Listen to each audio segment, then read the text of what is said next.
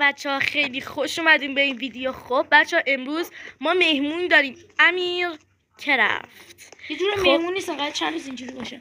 حالا کاری نداریم.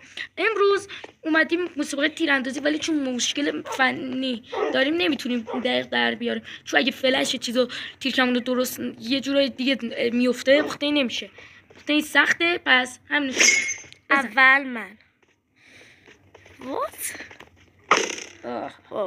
خوشتی زدم. خاموش مای گاد چقدر خیلی رو حال میکنی یه طرز راه رفتن. خب خب بزن. من باید برم.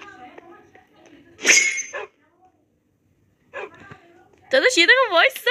خب من با وایسم. من نمیتونم. زد؟ نزد. نزد. مردی.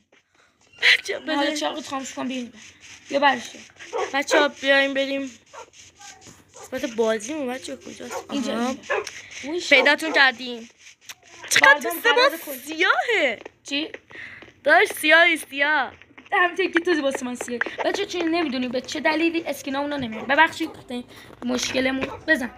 بریم بزنیم. نوبت ماه. اگر آقای امیر تکون نخوره. خوش وات ایلا. بچه اگر یک دونه دیگه بزنه من از بازی حذف میشم. تیر شبی پیر. اصلا تیر ایلا. ای دلقک داشت من باید بزنم. تو زدی من زدم. خاموش کن. باختی. خوشتی. من باید میزدم. تو زدی من زدم همون لحظه. نباید همون لحظه بزنی دیگه واسه من مهم نیست. بزن. شما خیلی اشتباه کردی. من نمیزنم. خداحافظ بچه ها. خب باش. خداحافظ بچه ها.